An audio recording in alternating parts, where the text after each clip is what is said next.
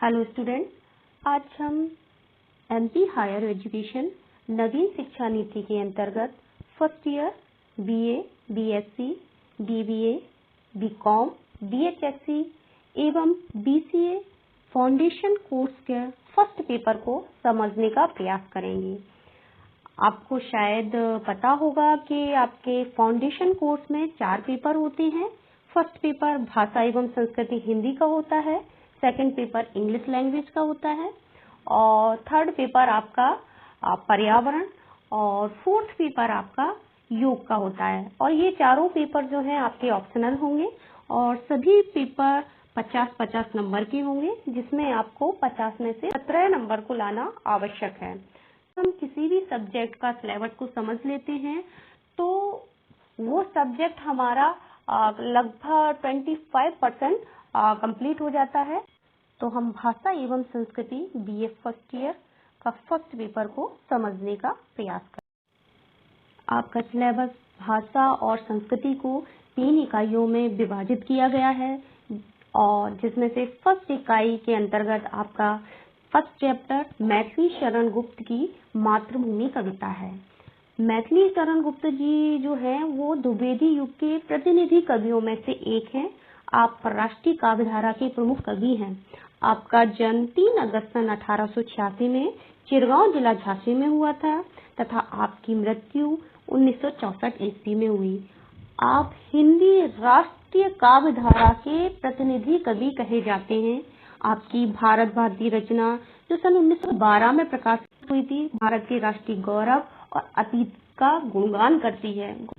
मैथिली शरण गुप्त जी ने राष्ट्रीय चेतना, सामाजिक जागृति और नैतिक मूल्यों पर बल देते हुए अपनी रचनाओं को जन जन तक प्रेरित करने का एक स्तुल्य प्रयास किया है और आपने लगभग 40 छोटी बड़ी कृतियां लिखी हैं, जिसमें आपकी भारत भारती, साकेत, यशोधरा ये बहुत प्रसिद्ध काव्य हैं। आपके भारत भारती कृति पर ही आपको राष्ट्र कवि की उपाधि से विभूषित किया गया है। और आपके पाठ में इसमें मातृभूमि कविता दे रखी है। मातृभूमि कविता जो है वह देश प्रेम की भावना, राष्ट्रीय प्रेम, राष्ट्रीय चेतना, अतीत के गौरव में मातृभूमि में माँ भारती के अतीत के गौरव का चित्रण करती है। आपकी कविता मातृभूमि में माँ भारती के सौंदर्य का मैथिली शरण गुप्त ने इस तरह से मानवीकरण किया है, उसकी महिमा का ऐसा बखान किया है कि माँ तूने ही हर परिस्थितियों में हमें सहारा दिया है, तेरी महिमा, तेरे गुणगान की हम क्या बखान कर सकते हैं। तो इस प्रकार उन्होंने मातृभूमि कविता के माध्यम से जो हमारे देश का हमारे ऊपर ऋण है या मातृभूमि की जो महिमा है उसका बखान इस कविता के माध्यम से उन्होंने किया है। अब आपका इकाई फर्स्ट में ही दूसरा चैप्टर आता है प्रेमचंद की कहानी शतरंज के खिलाड़ी। मुंशी प्रेमचंद का जन्म 31 जुलाई सन 1880 को बनारस के निकट लम्ही नामक गांव में हुआ था और इनका बचपन का नाम धनपत राय था। मुंशी प्रेमचंद हिंदी युग के प्रवर्तक कहानीकारों में से माने जाते हैं। पहले वे नवाब राय के नाम से उर्दू में लिखते थे, फिर कालांतर में उन्होंने प्रेमचंद नाम से लिखना प्रारंभ कर दिया। आपकी पहली कहानी पंचपरमेश्वर सन 1916 में प्रकाशित हुई थी तथा आपकी अंतिम कहानी जो कफन है वो सन 1930 में प्रकाशित हुई थी। मुंशी प्रेमचंद ने अपने जीवन काल में लगभग 300 कहानियों की रचना की है जो मानसरोवर के 8 खंडों में प्रकाशित हुई हैं। प्रेमचंद आदर्शोन्मुखी यथार्थवादी कथाकार हैं। प्रेमचंद की शतरंज के खिलाड़ी कहानी में सन 1857 के स्वतंत्रता संग्राम से पूर्व अवध की स्थिति का चित्रण किया गया है। आपने इस कहानी के माध्यम से सामंतीय समाज की पतनशीलता को आधार बनाकर और 2 मुख्य चरित्र जो इस कहानी में है, मीर और बिरजा के माध्यम से उच्च सामंतीय विलासिता की अभिव्यक्ति की है कि किस प्रकार से व्यक्ति देश और समाज की उपेक्षा करके अपने में ही व्यस्त रहकर शतरंज के खेल को खेलने में व्यस्त है। समय समाज की चिंता से मुक्त देश के लिए कुछ न करके आपस में ही मर खप जाते हैं। इस कहानी के माध्यम से मुंशी प्रेमचंद जी ने ये स्पष्ट किया है। इकाई फर्स्ट में जो तीसरा अध्याय है वो शरद जोशी द्वारा रचित व्यंग रचना जीप पर सवार इल्लियां है। शरद जोशी का जन्म 23 मई 1931 को मध्य प्रदेश के उज्जैन जिले में हुआ था तथा आपकी मृत्यु 5 सितंबर 1991 में मुंबई में हो गई थी। हिंदी व्यंग को एक प्रतिष्ठित और सम्मानपूर्वक दर्जा दिलाने में शरद जोशी जैसे जो व्यंगकार हैं उनका महत्वपूर्ण स्थान है। उन्होंने नई दुनिया के परिक्रमा व्यंग स्तंभ में लंबे समय तक अपने व्यंग लेख लिखे हैं। आपकी जीप पर सवार इल्लियां जो व्यंग रचना है वो एक ऐसी व्यंग रचना है जो सरकारी व्यवस्था है या सरकारी जो अफसरशाही है उसके ऊपर करारा व्यंग करती है कि किस प्रकार से जो अफसर होते हैं वो अपने नाम को या अपना प्रमोशन पाने के लिए जो जनता होती है उनको परेशान करते हैं, उनका नुकसान, यहाँ तक कि परेशान करने के साथ साथ उनका नुकसान करने पर भी उतारू हो जाते हैं। इस जीप पर सवार इल्लियां जो निबंध है, इस निबंध के माध्यम से शरद जोशी ने सरकारी कर्मचारियों को चने के खेत में लगने वाले कीड़े जो इल्लियां लगती हैं की भांति बताया है। शरद जोशी ने व्यंग की तीक्ष्णता को सामाजिक सरोकार देकर साहित्य की इस विधा को समाज के वास्तविक दर्पण दिखाया है कि किस प्रकार से वो हंसी मजाक के माध्यम से, व्यंग के माध्यम से समाज के सामने एक ऐसे वर्ग का चित्रण करते हैं कि जो वास्तव में सोचनीय है। इकाई 2 के प्रथम अध्याय में आपका वैचारिक भारतीय भाषाओं में राम काव्य। तो वैसे भी राम का व्यक्तित्व इतना प्रभावशाली रहा है कि भारत की अधिकांश भाषाओं में हम राम कथा या राम काव्यों की रचना हमें देखने को मिलती है, चाहे वह हिंदी भाषी प्रदेश हो या अहिंदी भाषी प्रदेश हो। इससे भी इतर हमने राम काव्य की रचनाएं देखी, जैसे बंगाल में कृतिवास रामायण, तमिल में कंब रामायण, तेलुगु में रंग रामायण, भावार्थ रामायण मराठी में। इस तरह के राम काव्य हैं। हम विभिन्न भाषाओं में राम काव्य के माध्यम से राम के वैचारिक जगत को जानने का प्रयास करेंगे। वैसे अगर देखा जाए तो राम काव्य के आधार ग्रंथों के रूप में संस्कृत की वाल्मीकि रामायण को हम प्रमुख रूप से मानते हैं और हिंदी में गोस्वामी तुलसीदास द्वारा रचित रामचरितमानस एक ऐसा राम काव्य परंपरा का सशक्त ग्रंथ है जो आज भी जनमानस में छाया हुआ है। इस अध्याय में हम राम कथा की उत्पत्ति के विषय में, राम कथा पे जो शोध हुए उनके बारे में जानेंगे।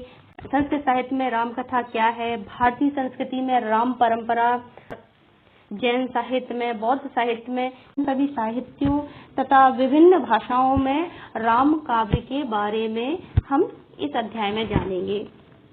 इकाई 2 के दूसरा अध्याय जो है उसमें रामचंद्र शुक्ल द्वारा रचित उत्साह नामक निबंध को दे रखा है। आचार्य रामचंद्र शुक्ल हिंदी के सर्वश्रेष्ठ आलोचक, समालोचक, इतिहासकार, अनुवादक तथा निबंधकार के रूप में उनको जाना जाता है। वैसे आचार्य रामचंद्र शुक्ल का जन्म सन 1884 को बस्ती जिले के अगोना नामक गांव में हुआ था। आचार्य रामचंद्र शुक्ल ने हिंदी साहित्य का इतिहास लिखा। आचार्य रामचंद्र शुक्ल के निबंधों का जो संग्रह है चिंतामणि नाम से प्रकाशित है। आचार्य रामचंद्र शुक्ल ने बहुत सारे ग्रंथ जैसे गोस्वामी तुलसीदास, महाकवि सूरदास, जायसी ग्रंथावली आदि ग्रंथावलियों का संपादन किया। आचार्य रामचंद्र शुक्ल का मनोविकार से संबंधित निबंध है। यह निबंध चिंतामणि भाग 1 में संकलित है।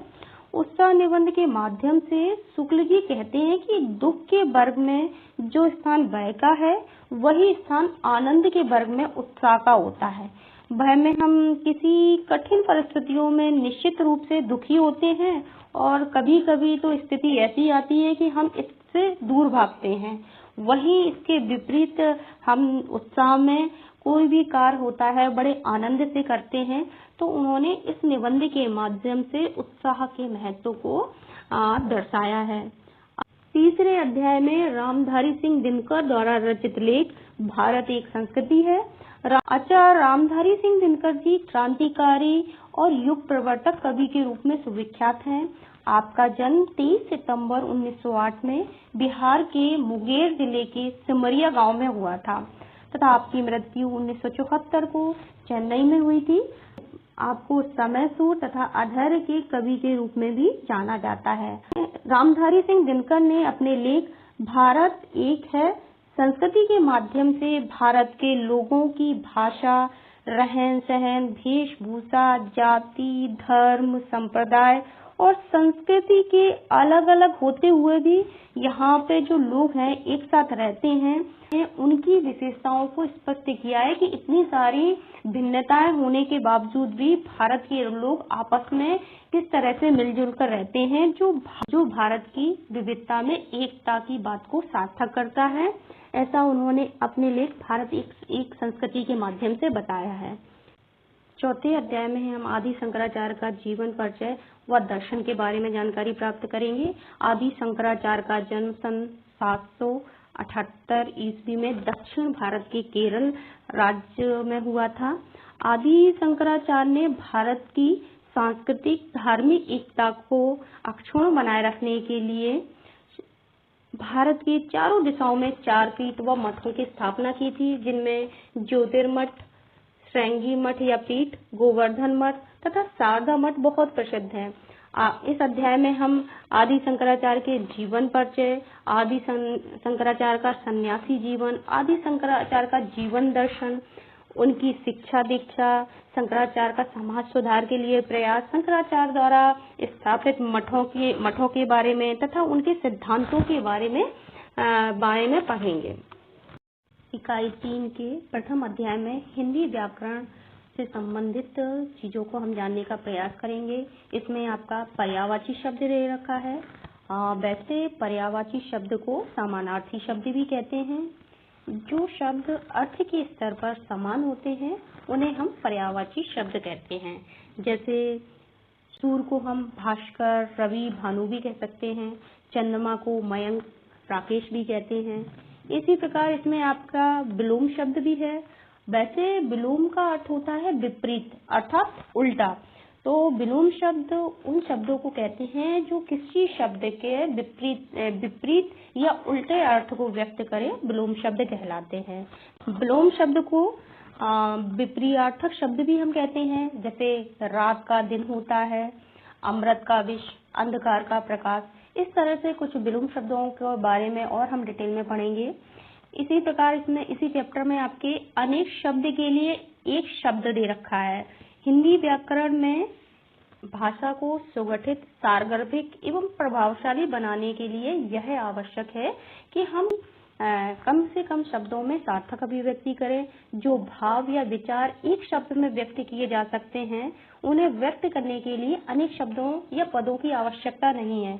तो हम इस चैप्टर में अनेक शब्दों या वाक्यांशों के लिए एक शब्द को जानने का प्रयास करेंगे। उदाहरण के लिए जैसे जिसके आने की कोई तिथि न हो अर्थात अतिथि, या जिसका जन्म नहीं हुआ हो अजन्मा। इस तरह के अनेक शब्दों के एक शब्दों के बारे में भी अध्ययन करेंगे। अब आपका द्वितीय अध्याय हिंदी व्याकरण के अंतर्गत आता है संधि और उसके प्रकार। इस संधि क्या है, इसके कौन कौन से प्रकार होते हैं। वैसे अगर मोटे तौर पर जाना जाए तो संधि दो वर्णों के परस्पर मेल से जो नवीन शब्द का निर्माण होता है उसे हम संधि कहते हैं। संधियां 3 प्रकार की होती हैं।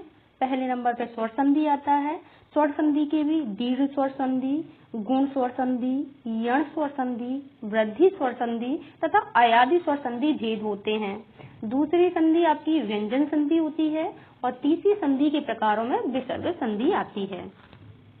अब इस इकाई में हम तीसरा अध्याय है बीज शब्द, धर्म, अद्वैत, भाषा, अवधारणा और उदात्तीकरण।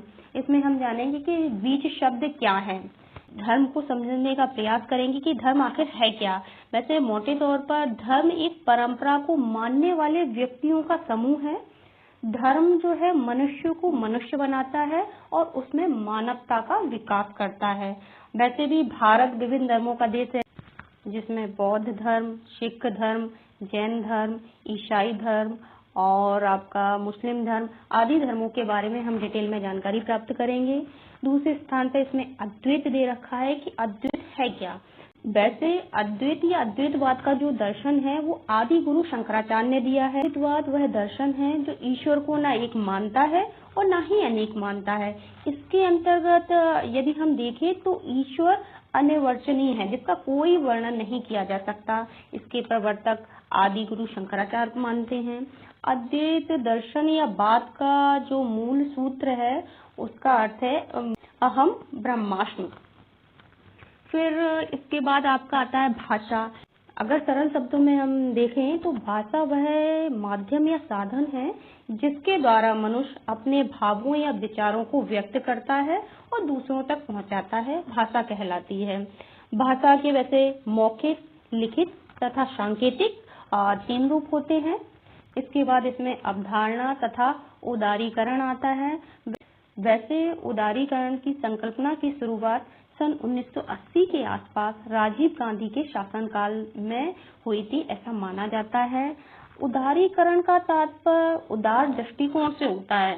फिर यह उदार दृष्टिकोण चाहे राजनीतिक क्षेत्र में हो या उससे संबंधित हो या सामाजिक क्षेत्र से हो या आर्थिक क्षेत्र से हो, चाहे किसी भी क्षेत्र में हो सकता है। यहाँ आपके सिलेबस में आर्थिक परिक्षेप में उदारीकरण की नीति की चर्चा है। यहाँ सरकारों द्वारा आर्थिक क्रियाओं के न्यूनतम हस्तक्षेप से इसका संबंध है। इस प्रकार आपका ये पूरा सिलेबस कंप्लीट होता है।